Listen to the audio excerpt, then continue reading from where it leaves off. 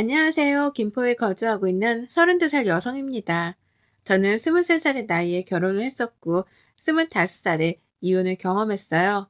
재택근무로 책 표지를 디자인하는 일을 하고 있는데, 고정적이지는 않지만 300만 원 정도 번답니다. 전에는 세상 물정을 몰라 앞만 보고 사는 답답한 인생이었지만, 한 번에 쓴 경험 후 더 행복한 삶을 살기 위해 노력 중이에요. 물론 현재는 지금의 남편과 재혼의 행복한 일상을 보내고 있지만요. 제 인생의 큰 오점이자 실수인 그 사건으로 인해 인생의 쓴맛을 알게 되었고, 사람이나 일을 하는 데 있어서 조심하게 되는 습관이 생겼거든요. 그럼 지금부터 사연 시작하겠습니다. 저는 고등학교 1학년 때 부모님이 교통사고로 돌아가시면서 얼떨결에 고아가 되었어요. 그래도 다행인 건 친척분들의 도움을 받을 수 있었고, 고등학교를 무사히 졸업할 수 있었죠. 학교에서 급식비와 학비를 지원해준 탓에 조금은 여유 있게 학교를 다닐 수 있었습니다. 저희 집이 돈이 많은 집은 아니었지만 가정이 화목했고 저는 부족함 없이 자라왔습니다.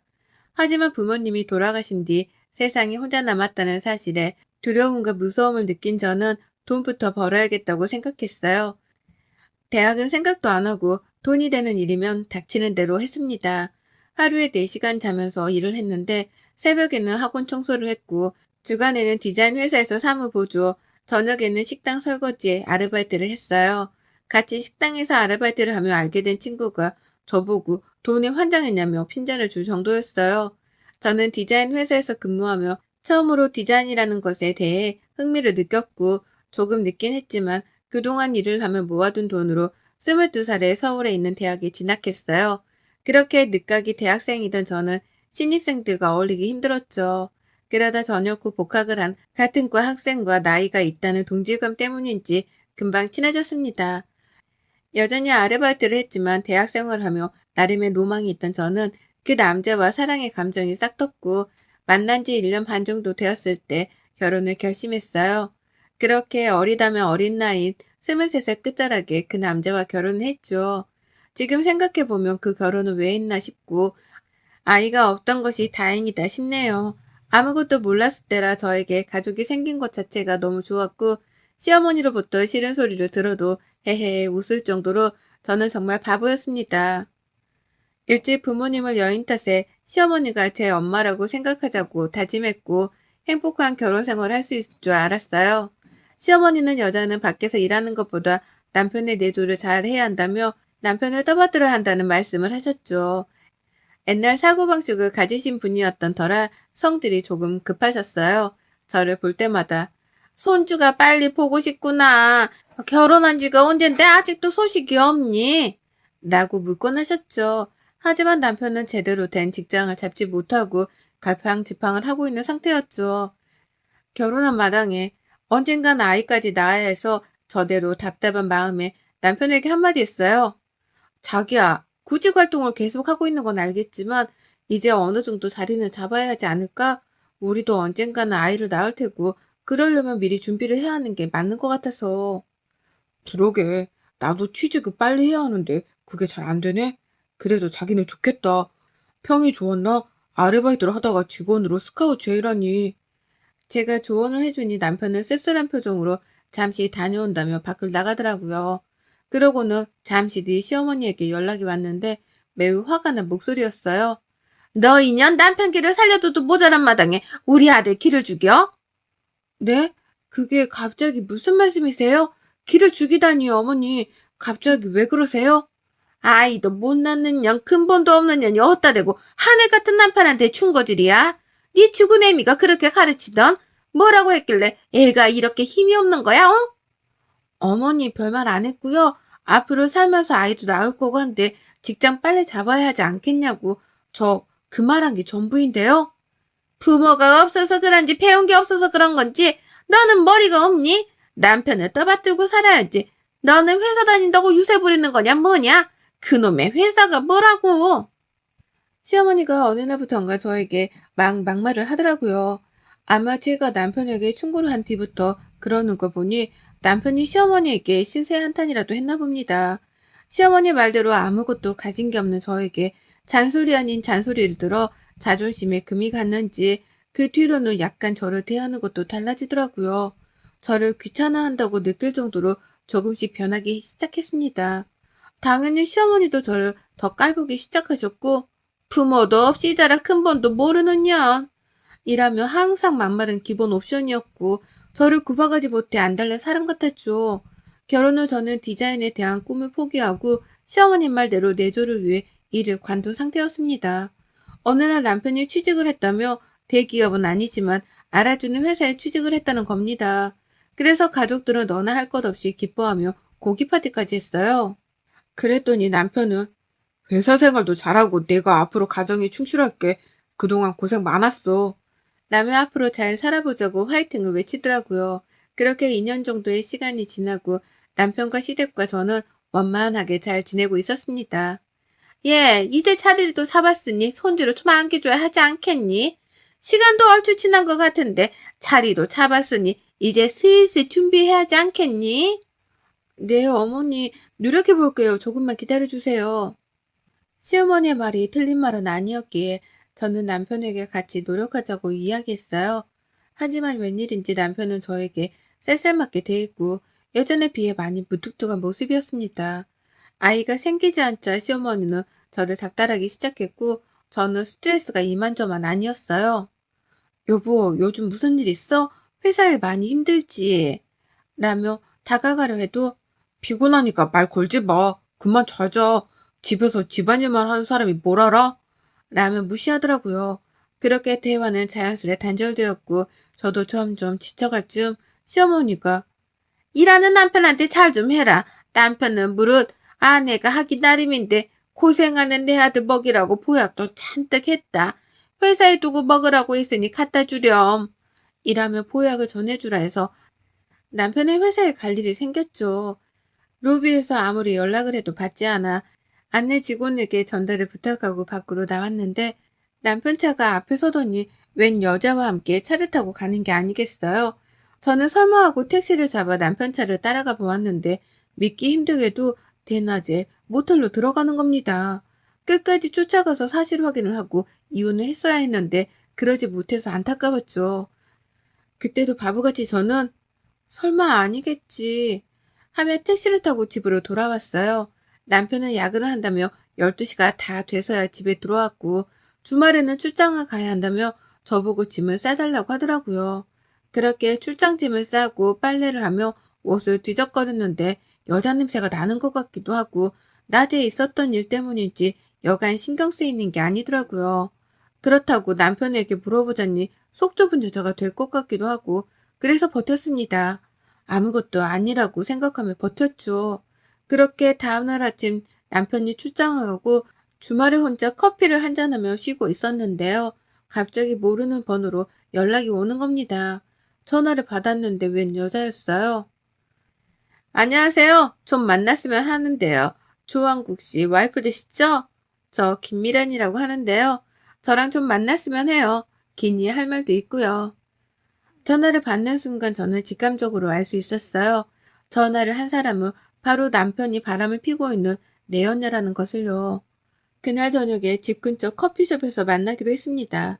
떨리는 마음으로 커피숍에 미리 나가 앉아 있는데 곧이어 그 여자가 오더라고요. 안녕하세요. 전화드렸던 김미란입니다. 조항국 씨 와이프? 네, 제가 조항국 씨 와이프 되는 사람이에요. 무슨 일로 저랑 보자고 하신 건가요? 용건만 간단히 하죠. 저도 길게 말 안 할 거예요. 단도직입적으로 말하죠. 저 임신했어요. 그 사람 아이고요. 저희 사랑하고 있으니 헤어져 주세요. 네? 너무 당당하게 말하는 거 아니에요? 그게 무슨 말이죠?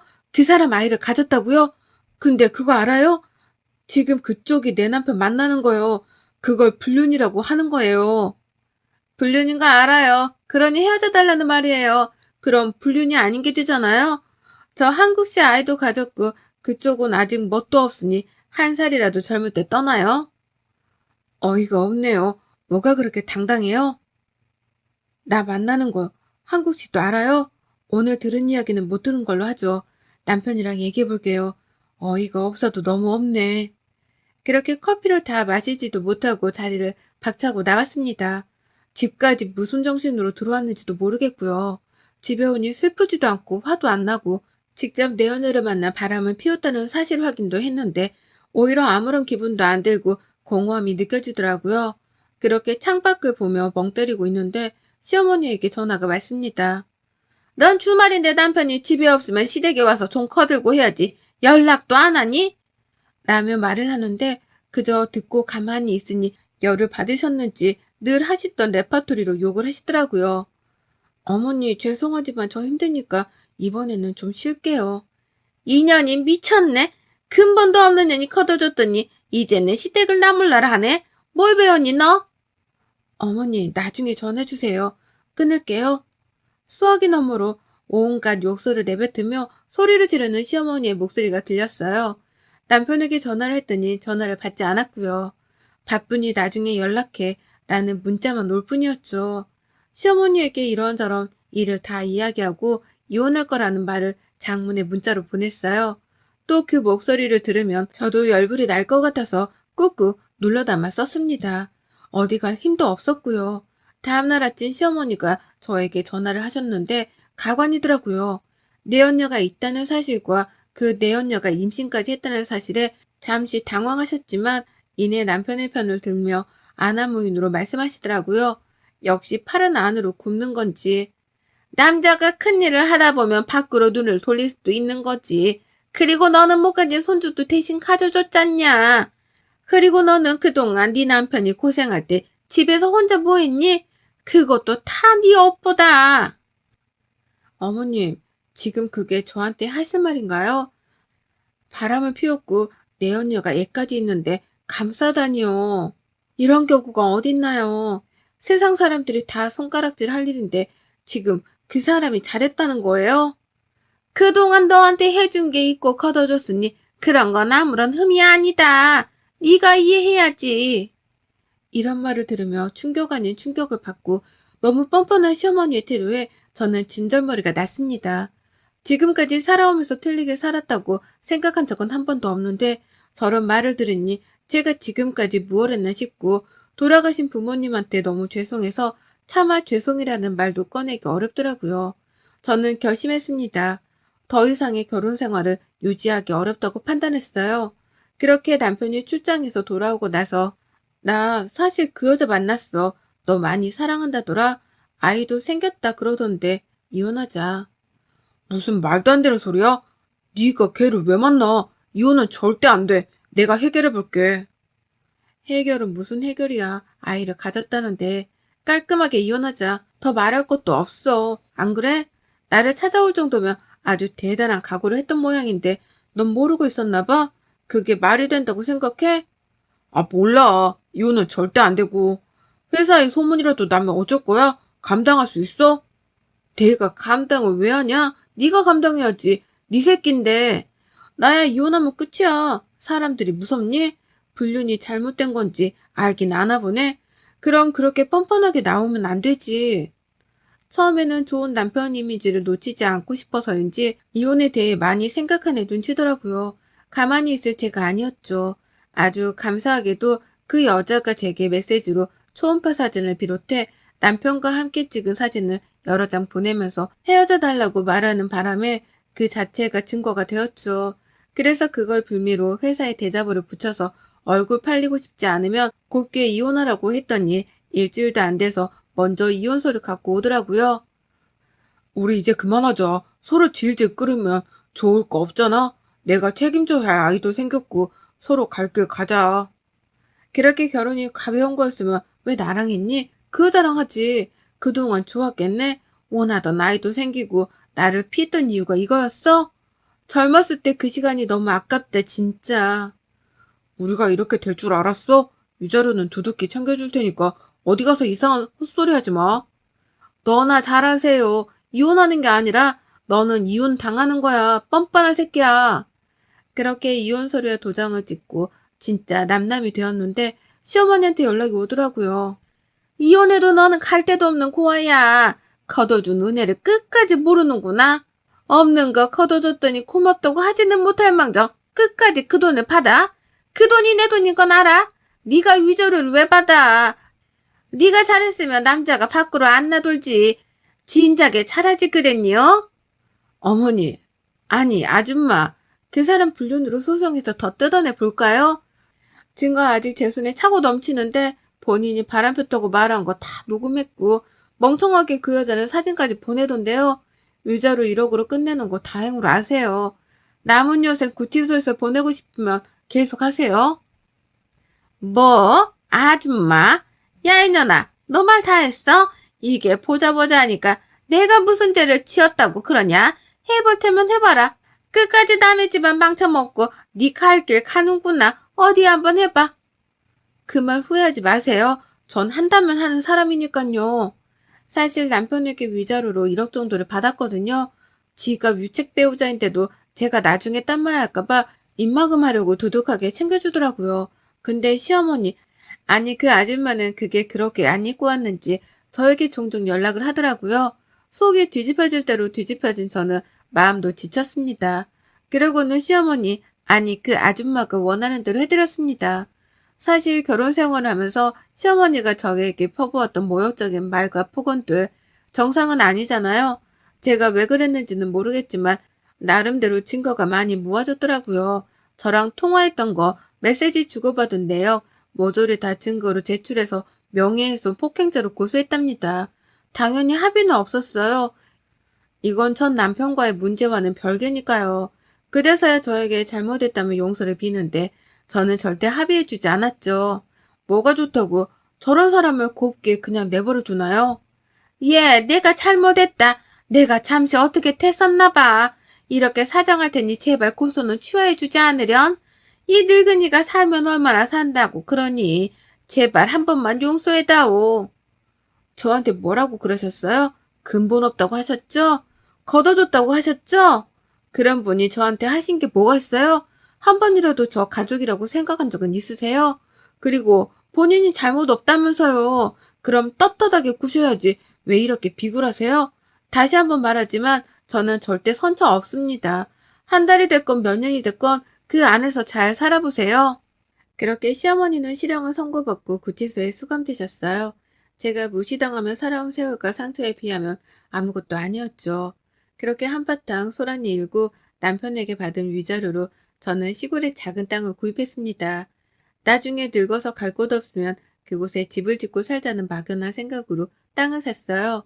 몇 개월이 지나 그 땅이 관광단지로 개발이 된다는 소식이 들려왔고 저는 보상금을 받게 되었는데 본의 아니게 20억이라는 큰 돈이 생기면서 먹고 살 걱정은 하지 않게 되었답니다.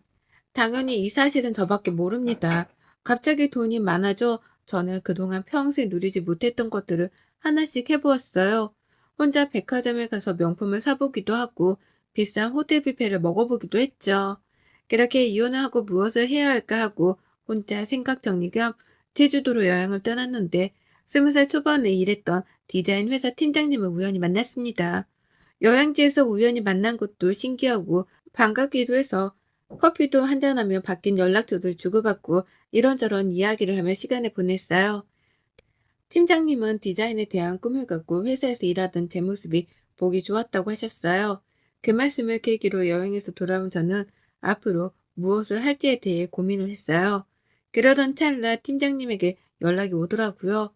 같이 저녁을 먹기로 했습니다. 사실 조금 갑작스럽게 들릴지는 모르겠는데 어렵게 용기 내서 말하는 거야.